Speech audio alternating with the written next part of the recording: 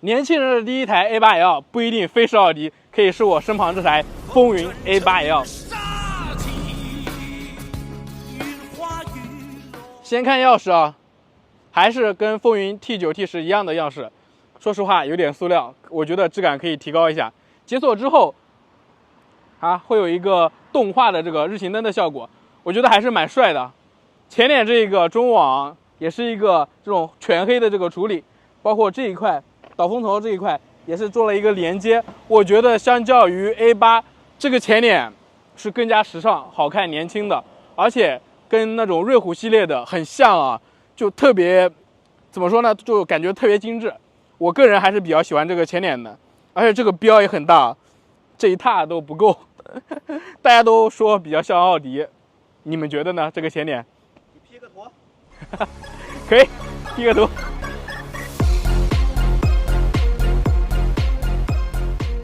再往下看啊，我们来到车身的侧面，其实它的整个侧面跟 A8 是差不多的。镜头推进一下，我们看一下这个轮胎235/45/28，这个宽度还可以啊。它毕竟是一个可油可电的车，所以它这个轮胎是稍微要宽一点的。看，我觉得这个尾部是很好看的，有一种小鸭尾的感觉。如果加一个那种小尾翼，简单一点的，我觉得它还是就很年轻时尚的。最后，它这个尾灯相较于老款也是做了一个很大的一个升级，可以看到它这边还有一个动画效果啊，很像一个这种闪电的这种标志吧。它有4个这样的延伸，然后是一个贯穿的尾灯，给一个效果给大家看一下。我觉得尾部还是很有标志性的，很好看。刚才上锁了，我再解锁给大家看一下这个动画效果。整体的动画效果我觉得就是有点乱，你们可以看一下啊，对吧？就是我觉得它可以直接从这边开始点亮，点亮了之后直接在旁边汇合，然后从这边过来，把下面这一段连接上不就行了嘛？右边还是一样的，这边是注油的口。这边是注油的口，因为是高压油箱，我打不开，还是92的油啊，我们就不看了。左边就是它的充电的口，充电这边就偏大一点，快充、慢充。今天我们从万宁那边开过来，大概开了100多公里，反正它的官方 CLTC 是多少来着？130还是106？106。但是我们今天的成绩非常理想啊，如果把这个店跑完的话，我们大概能跑个190左右。所以奇瑞就很喜欢玩这个反向虚标啊，我觉得挺有意思的。不是这种隐藏式的门把手，我觉得传统的门把手还是很安全。我觉得奇瑞在这方面一直坚持着这个很好，给他一个好评。接着进入车内，其实我觉得除了屏幕方面的更新的话，整个内饰啊，包括设计啊，还是更倾向于A8 的。除了屏幕这一块，这一款你看它这边都是这种软质材质的包裹，只有这下面是塑料的，对吧？都是软质的，包括这边有菱形的这种图案的这个处理都是软质的，这个用料绝对可以是这个。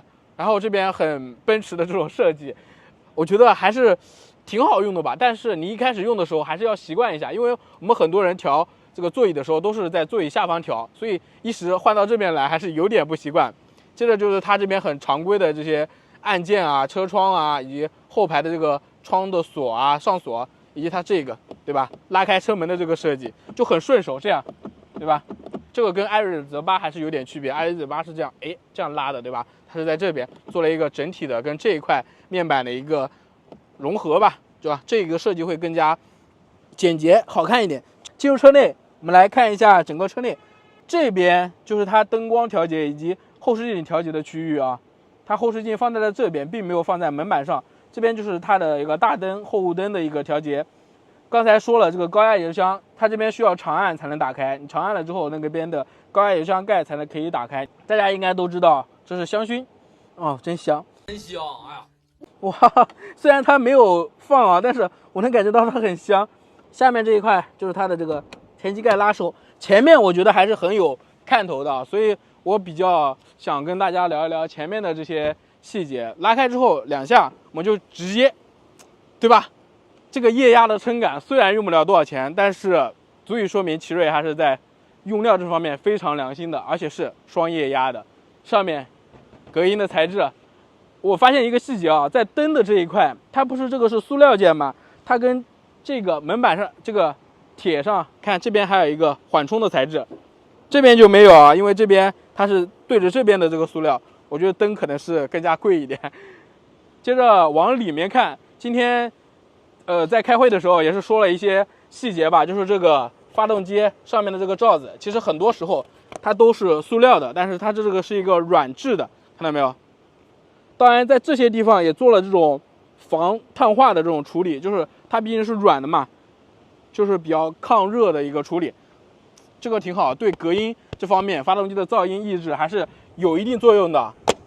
OK， 再来看一下它的整个机舱里面，非常非常的规整，这边对吧？我觉得能塞满的地方基本上都给你塞满了。OK， 这就是里面的一个表现吧。关上。还有就是可能就是看不到的就是这一块前防撞梁这一块，我到时候给大家放一个空镜。这个前防撞梁也是良心用料，铝合金的，然后它是一个工字形的这种结构，可以有效的抑制这种缓冲，对吧？把这个冲击力给吸收掉。还有就是它是双吸能盒，两边都是双吸能盒，还都是铝的，这一点就是特别好啊，我觉得。如果真是上市了之后，它的价格应该会比同款有竞争力一点的，非常有竞争力的秦2是要稍微贵一点的，但是也不排除奇瑞要放个大招998，对吧？很有可能。好了，我们现在进入到车内的，我就说它相较于老款的 A8，就是这个屏幕，对吧？就是现在的设计很简约，很电车的那种感觉。这一块之前的那个挡把也是没了，但是非常值得肯定的就是它的这个空调的这些物理按键以及模式，对吧？风量，对吧？温度的这个调节还在这边。还有就是它的双闪这个位置，特别好评，真的要好评。很多这个位置我真的不想吐槽了，吐槽的太多了。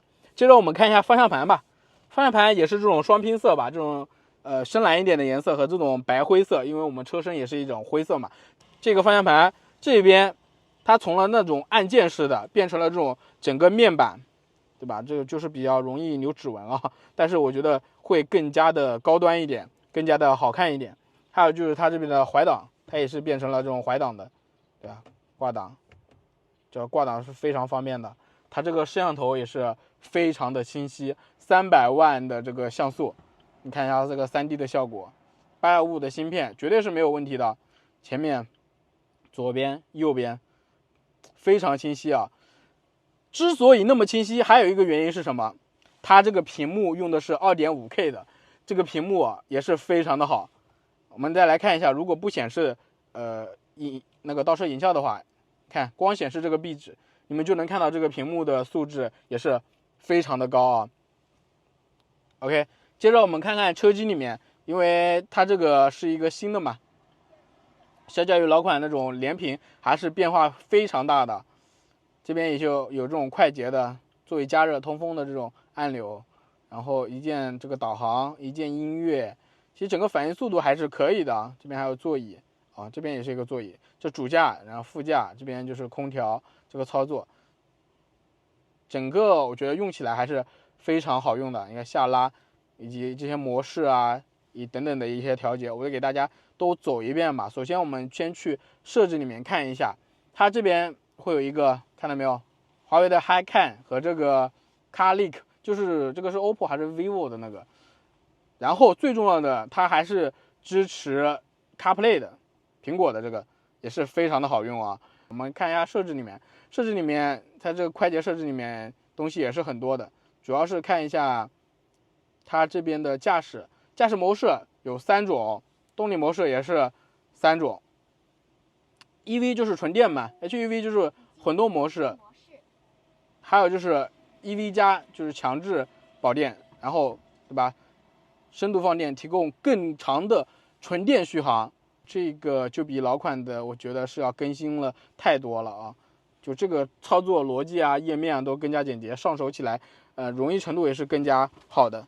接着往顶上看吧。顶上这些还是一些常规的啊，没有化妆灯，但是这边有啊，这边有，在这边，但是这个没有啊，说不过去。而且这边也是空的，因为它作为一个全球车型嘛，这边也是会留出这种拉手的位置。但是我们觉得我可以在国内啊，把它这边搞一个眼镜盒，因为它这一块天窗这一块，它这边是没有的啊，天窗这一块它这边是没有的。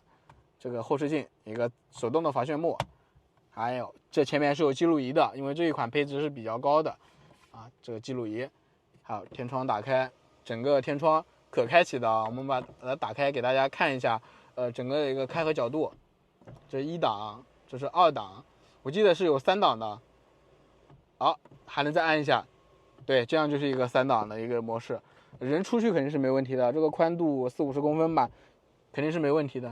接着我们刚才这个中控这一块面板有一些是没有说的，它这个材质很像那个 T9 上面的这种木纹的这种饰条，应该是塑料的，不可能是用木头的，它只是模仿了这个木的这个纹路，但是它两边这个侧边是它的这种皮质的包裹啊，还是可以的啊。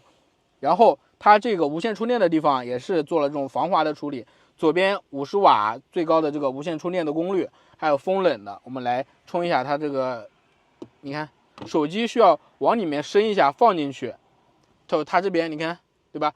它是嵌进去的，所以这一块它是重新设计过的，我觉得蛮巧妙的，这样手机它也不会晃掉，也是很方便的。这个拉开，对吧？一个很大的2个水杯架，这个就很方便。然后这一块平常放钥匙啊，或者，这手机不充电的时候也可以放这。有些人可能2-3个手机啊，这边都是很方便的，或者放一些杂物啊、卡片啊，对吧？都是可以的。接着往后，对吧？它这一块手套箱里面的空间也是非常大的，反正如果描述的话，应该5到6瓶550毫升的那个农夫山泉吧，差不多这个大小。它这边还有个空间的这个利用啊，很小，但是怎么说呢，就是很用心。你这边就可以放零钱。对不对？就是1元硬币，虽然现在那种超市推车基本上都不要钱了吧，但是它这边有，我觉得还是可以利用一下的。而且还有这种镀铬的亮条的这种设计，整个就会更加精致一点。反正这个车给我的感觉就是很精致。然后它的价格的话，我还是预计会比秦尔会稍微高一点点吧。但是如果奇瑞很良心的话，我操，那可能就是卖爆了。我这边先预言一下吧，好啊。就998吧，如果不是998，那999也行啊。接着前排的话，主要就是这个座椅了吧。座椅跟i8或者 A8比的话，其实我觉得是稍微舒服一点。我觉得它现在的设计就是更加舒适一点的这种取向。反正整个我160斤坐在上面的这种包裹性以及头部的这个支撑都是非常到位的。我觉得比我那个新锐是要舒服的。反正现在新锐老款的嘛，我是21款，新款的我就不做评价了，因为我没有长时间去用过，我也不太好说。好，我们接着去后排，这个是我1.7米，体重160的这个标准坐姿，开车的坐姿。我们去后排，感受一下它后排的这个空间。因为我个子不是很高啊，所以它这个空间会非常的夸张，就是3拳。所以如果你1.75米左右的话，大概2拳左右，头部空间这边1拳。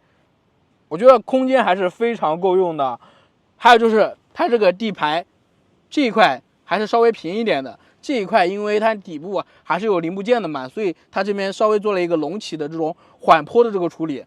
但是如果你真的要坐中间的话，是比那种纯凸起的是要好一点，因为你的腿可以放在这个两边，这样是稍微要好一点的。还值得注意的，它这个看到它的这个坐垫没有？特别细心的做了一个这种承托的这个处理，而且这边类似有点加长，对吧？所以它这个腿部的这个舒适性会更加的高一点。这一块就是安全座椅啊之类的这些。好，我们把这个放开看一下，扶手对吧？杯架这个都是很常规，后排还是有空调出风口的，很贴心。这边 Type C USB， 然后它这个上面还是有这种置物钩的，前排这个屏下面也是有一个的，待会儿我给一个空镜。还有一点比较有意思的就是，它这个是有一个盲区的预警的嘛，如果它有个车在这边从后面疾驶而来，或者是一个人比较快的物体，你去这样拉车门的时候，它这边的氛围灯这一块它这个灯会亮红色。其实有很多车有啊，但是我觉得能把这个氛围灯用上去，就是实现另外一个功能，而且很有实用性，我觉得还是很棒的。所以这个也告诉大家，如果开门的时候，对吧？这边突然有一个爆闪红色的预警，一定要注意，后面是有一个行人或者是急速的车辆过来了，就是提醒你开门不要这样开。我们后排开门要慢一点，看一下，然后在确保安全的情况下再打开。好，这就是整个前排以及后排的这个静态的一个体验吧。反正我觉得这款车如果给我当时买的话，我还是很愿意的。就是21年下半年的时候，因为我新锐也是在21年的时候买的，如果这款车出现的话，我可能会毫不犹豫的选它，但是当时的确是没有啊。再说一些别的，这款车它的亏电油耗大概在 4.5 升左右，所以它马上要做一个2500公里的一个续航挑战。我不知道能不能挑战成功啊，但是根据我们今天实际测的这个数据来看，我觉得很有可能会达到2300公里以上，就是这个纯电续航。因为他们之前就拿风云系列的这个 SUV 测过了，已经能达到了这个2100多公里。我觉得我还是对奇瑞很有信心的，包括它这个 1.5T 的这个 CDM 的这个混动系统，我觉得还是非常棒的。如果大家有这个10万左右价位的这个需求的话，可以到店里面去看一下，真不错，真的可以好好体验一下。然后待会儿我还会给大家第一视角来试驾，去说一些其他的一些，比如行驶起来这种感受啊，对吧？详细的给大家说一下。OK， 我们试驾见。